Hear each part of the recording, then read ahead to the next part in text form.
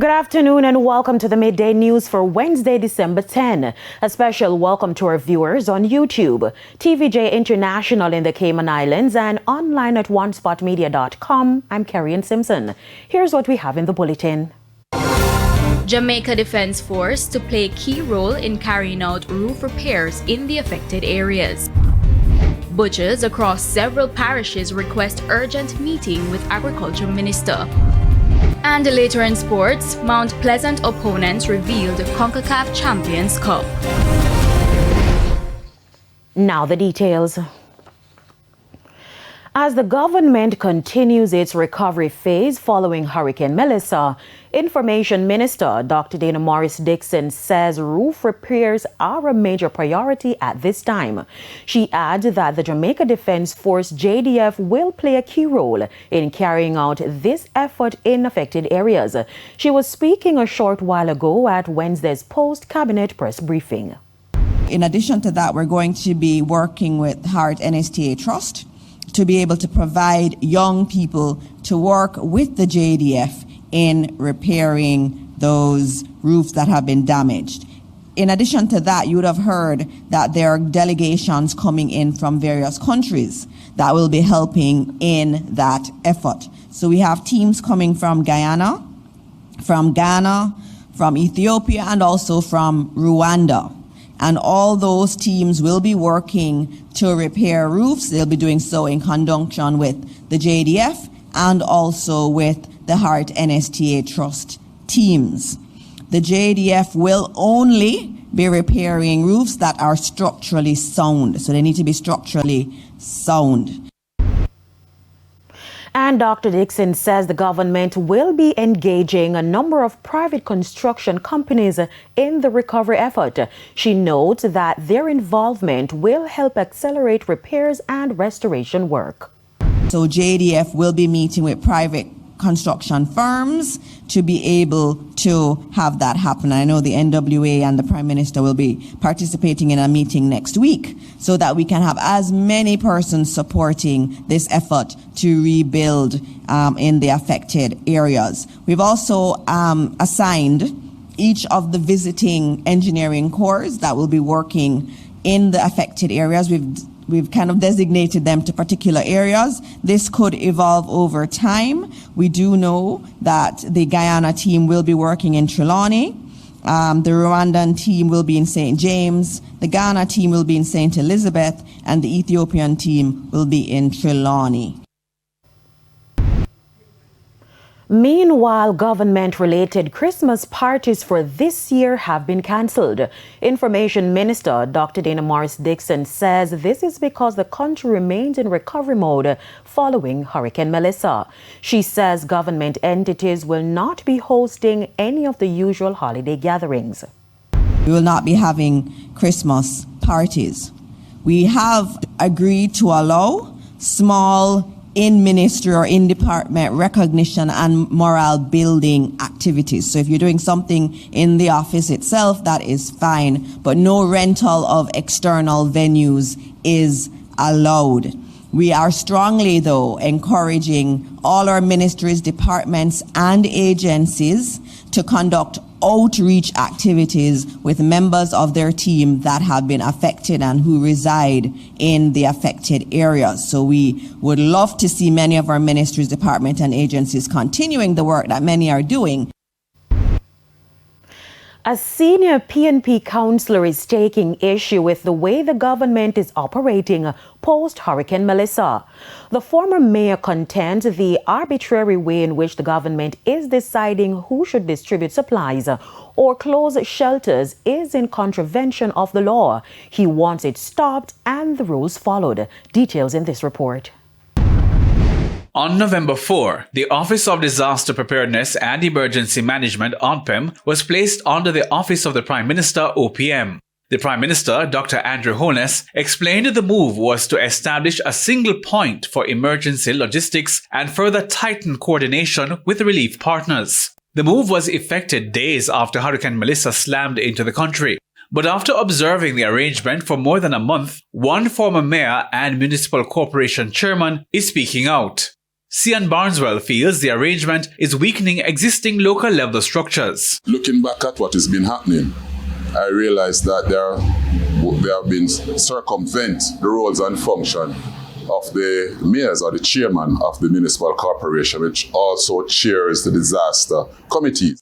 Last week, the local government minister Desmond McKenzie indicated the Petersfield High School shelter in Westmoreland would be closed at the end of December, with alternative living arrangements to be made for those housed at the facility.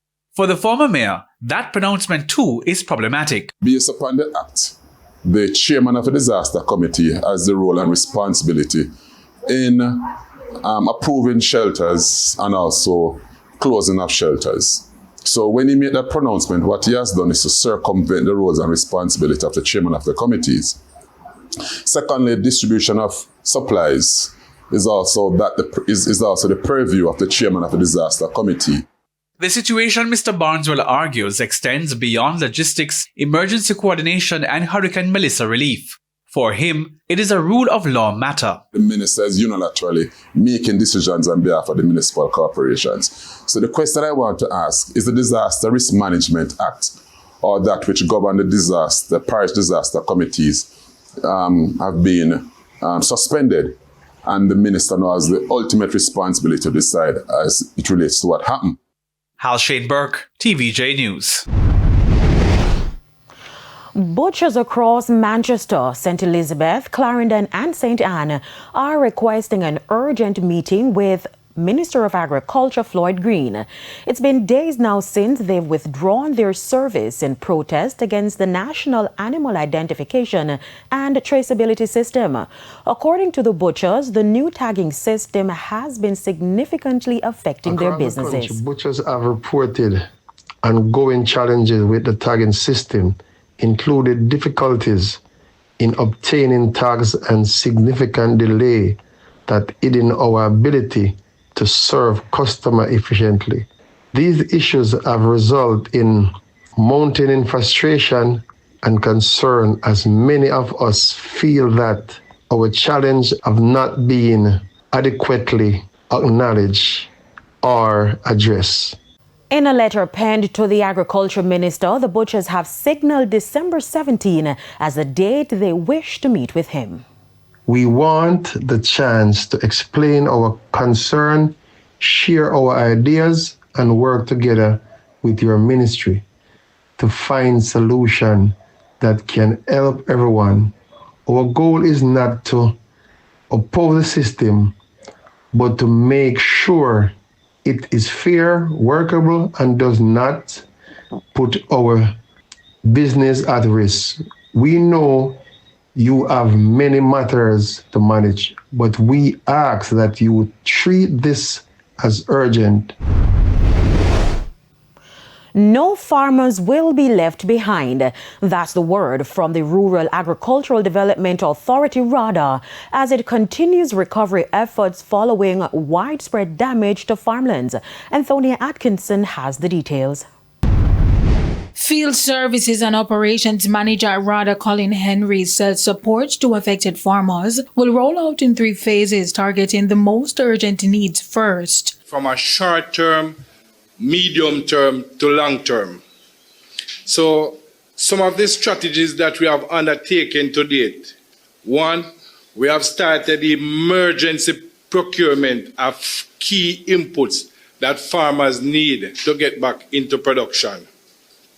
We are talking about quality seeds and seedlings, and we have commenced distribution to all the parishes island-wide. Mr. Henry adds that RADA will be also looking to distributing 2,500 seedlings free of cost to farmers to help fast-track their return to production. As for yam farmers who were among the hardest hit, he says emergency procurement measures are now underway to provide critical supplies and inputs to those who suffered significant losses. So yam farmers look out for us. We come in with fertilizer, we'll be providing with stake, we'll provide with clean planting material to assist you so that we can restore production. And we'll be also having some engagement session in terms of the do's and don'ts and the best practices. In the meantime, with production expected to increase in the coming months, additional storage facilities will be made available to farmers to reduce post-harvest losses and improve market readiness. We also will be supporting farmers by connecting them with resources such as storage. We are anticipating that production will increase in the coming months, and when it does, we will be making available the RADA storage facilities to our farmers. The Agriculture Ministry says the overall recovery plan is designed to stabilize the sector and ensure that farmers from smallholders to major producers can bounce back stronger. Antonia Atkinson, TVJ News. It's time here. It's time for a break. Stay with us, more stories when we return.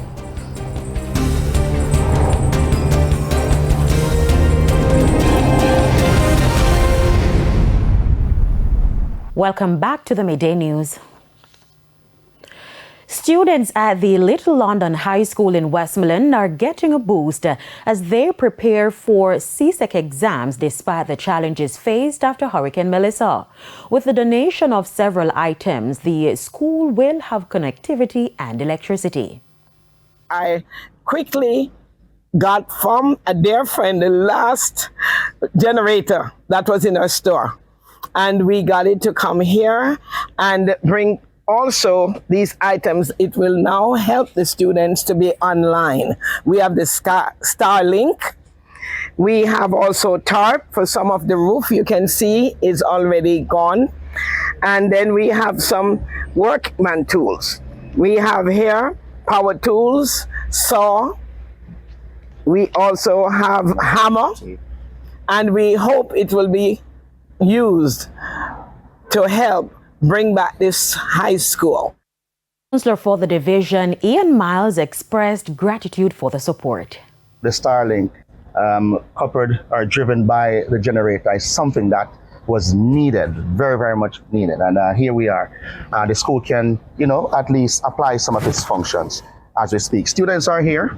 We have the grade 11 students who they are here throughout the week. Not all grades are here now. They are staggered, but school has been greatly affected. However, we are doing here at Little London High what is necessary to ensure that our students continue to get the kind of tutelage that is necessary to take them beyond. It's now time for the Business Minute. Finance Minister Favour Williams says the government expects to recover the $150 million it is advancing to the Jamaica Public Service Company from upcoming foreign investment inflows. She says the loan will be repaid from a planned $450 million allocation that forms part of the $2.4 billion in foreign direct investment the World Bank and the Inter-American Development Bank are preparing to mobilize for Jamaica over the next 3 years. However, Minister Williams stressed that talks are still at a very early stage when asked whether JPS has been granted licensed extension to help secure the funding. Further afield, today Australia is banning children under 16 from using social media. The tech industry disagrees the restriction makes kids safer, but companies say they will implement it with age verification technology. For US parents, some experts see it as an opportunity. They say talking to kids about social media is important and say the ban could be a conversation starter. They add that kids need limits. Experts also say parents should remember social media has both pros and cons. For some young people, they say it's an important way to feel connected. For others, they say it can harm mental health. And that's it for the Business Minute. I'm Prince Moore. Thank you, Prince. And here's a preview of what's coming up in this evening's Health Report. In this evening's Health Report, we look at gangrene and diabetes. Gangrene is dead flesh, gangrenous flesh, dead flesh, which has died as a result of poor blood supply, blockage of the blood vessels, especially in the limbs, in the foot in particular, and this can result as one of the complications of diabetes, and it comes with chronic or unsatisfactory control of diabetes over the years. That's the health report in Primetime News at 7. And now for today's healthy living tip. Maintain good blood sugar control. Inspect feet daily. Practice proper foot care. Wear proper footwear. And seek medical attention. Time now for the top regional and international stories.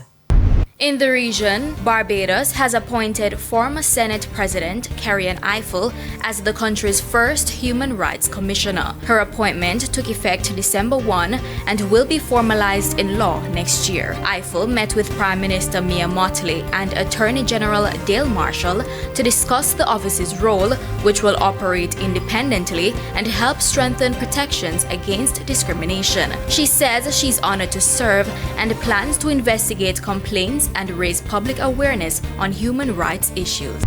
And on the international scene, the U.S. Navy says it has recovered 2 aircraft that crashed into the South China Sea while operating off the USS Nimitz in October. An unmanned system was used to lift both the fighter jet and the helicopter from roughly 400 feet underwater. All crew members were rescued. Now the Navy says retrieving the wreckage was critical because it contained sensitive U.S. intelligence information. And while the Navy has not given an official cause, President Donald Trump suggested contaminated fuel may have been involved. And those were the top regional and international stories. I'm Aliyah Bryant. Thank you, Aliyah. We head to a quick break. When we come back, we'll have your Midday Sports Report.